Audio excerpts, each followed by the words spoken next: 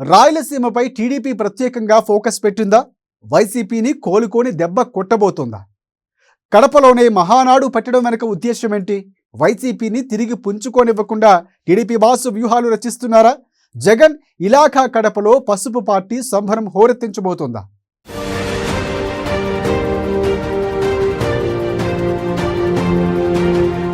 రాయలసీమపై TDP ప్రత్యేక focus.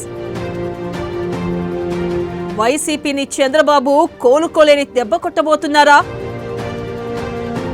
కడపలోని Mahanadu పెట్టడం వెనుక ఉద్దేశమేంటి? వైసీపీని తిరిగి పుంజుకోనివ్వకుండా టీడీపీ బాస్ వ్యూహాలు. జగన్ ఇలాఖా కడపలో పసుపు పార్టీ సంబరం హోరెత్తబోతుందా? రాయలసీమలో వైసీపీని తిరిగి పుంజుకోనివ్వకుండా టీడీపీ బాస్ వ్యూహాలు రచిస్తున్నారు. Deputy CM Pawan Kalyan regular పర్యటనలు, సీఎం చంద్రబాబు అభివృద్ధి పేరుతో రాయలసీమ వాసులకు మరింత దగ్గరయ్యే ప్రయత్నం చేస్తున్నారు. అందులో భాగంగానే మహానాడుకు రాయలసీమనే వేదికగా ఎంచుకుంది టీడీపీ. పైగా జగన్ ఇలాఖా కడపలో పసుపు పార్టీ సంబరం హోరెత్తబోతుంది.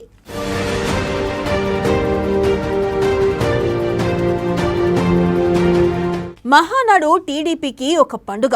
పార్టీలో ఉన్న కేడర్ మొత్తం ఎంతో ఉత్సాహంగా పాల్గొంటుంది. 2023లో రాజమండ్రిలో టీడీపీ మహానాడు జరిగింది. ఆనాడు రాజమండ్రిలో నా భూతో నా భవిష్యత్తు అన్నట్లుగా పార్టీ కార్యక్రమాలు సాగాయి. సూపర్ 6 పథకాల గురించి ఆనాడే ప్రస్తావించారు. దాంతో గోదావరి జిల్లాలో రాజకీయం గేర్ మార్చింది మహానాడు. అలా వైసీపీకి ఒక్క సీటు కూడా దక్కకుండా చేసి కూటమి కట్టి మరీ టీడీపీ గోదావరి తీరంలో రాజకీయాన్ని తమ వైపు తిప్పుకుంది. ఇక 2024లో మహానాడు నిర్వహించలేదు. అప్పటికీ ఏపీలో ఎన్నికలు పూర్తయిపోయాయి. ఫలితాల కోసం వేచి చూసే పరిస్థితి ఉంది. దాంతో ఈసారి ఘనంగా నిర్వహించేందుకు రెడీ అవుతున్నారు.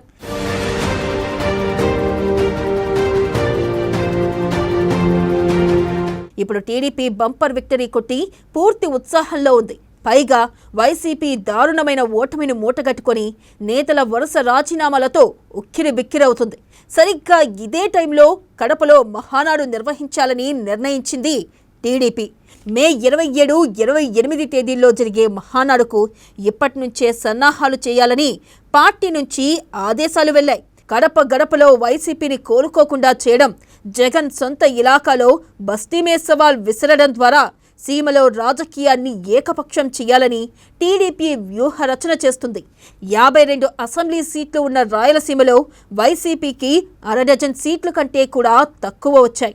దాంతో రాయలసీమలో వైసీపీ గాలి పూర్తిగా తగ్గిపోయిందని టీడీపీ భావిస్తుంది. దాంతో తమకు ప్రజలు ఇచ్చిన మద్దతుతో అడ్డాగా మార్చుకోవాలని, రాయలసీమలో పూర్తి స్థాయిలో పై చేయి సాధించాలని చూస్తుంది.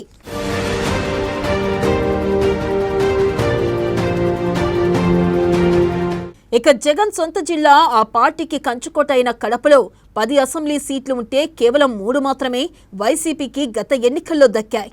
ప్రభుత్వం కూడా రాయలసీమ అభివృద్ధికి పెద్దపీట వేస్తుంది. ఇప్పుడు రాజకీయంగా కూడా సీమలో సైకిల్ను నిరంతరంగా పరుగులు పెట్టించాలని టీడీపీ చూస్తుంది. అందుకే రాయలసీమకు గుండెకాయ లాంటి కడపలో ఈసారి మహానాడుకు ఎంచుకున్నామంటున్నారు తెలుగు తమ్ముళ్ళు.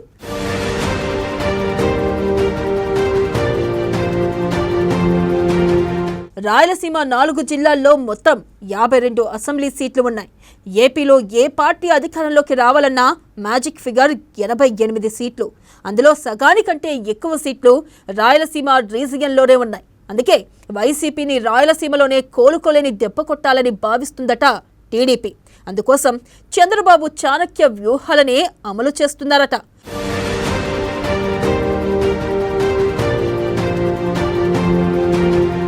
పక్కా వ్యూహంలో భాగంగానే తరచూ రాయలసీమ పర్యటనలు చేస్తున్నారట డిప్యూటీ సీఎం పవన్ కళ్యాణ్. ఈ మధ్యే కడప వెళ్లి మరీ ఎంపీడీఓ మీద జరిగిన దాడిని ఖండించి వచ్చారు. ఏకంగా రాయలసీమలోనే క్యాంప్ ఆఫీస్ పెడతానంటూ ప్రకటించేశారు. రాయలసీమ మీ జాగిరి కాదు, గూండాగిరి చేస్తే ఊరుకునేది లేదంటూ వార్నింగ్ ఇచ్చారు పవన్. లేటెస్ట్గా కర్నూలు జిల్లాలో వెళ్లి రోజంతా అక్కడే ఉండి గ్రీన్ కో ప్రాజెక్ట్ పనులను పరిశీలించారు.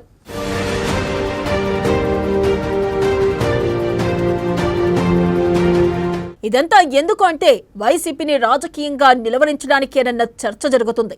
రాయలసీమలో కూటమిలో ఉన్న బీజేపీ జనసేన బలానికి టీడీపీ బలం తోడైతే మరోసారి సీమలో ఎదురు ఉండదని భావిస్తున్నారట. అందుకే వైసీపీకి హార్డ్ కోర్ రీజియన్గా ఉన్న రాయలసీమలోనే టీడీపీ మహానాడు నిర్వహించాలని డిసైడ్ అయ్యారట.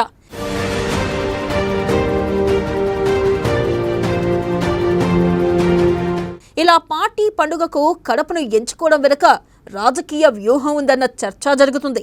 గత ఎన్నికల్లో తమకు అనుకూలంగా ఫలితాలు కట్టబెట్టిన రాయలసీమ వాసులకు కృతజ్ఞతలు తెలియజేయడంతో పాటు ఫ్యూచర్లో కూడా ఆ ప్రాంత వాసులను తమకు అనుకూలంగా మలుచుకునే ప్లాన్లో భాగంగానే రాయలసీమలో మహానాడు నిర్వహించాలని డిసైడ్ అయ్యారట.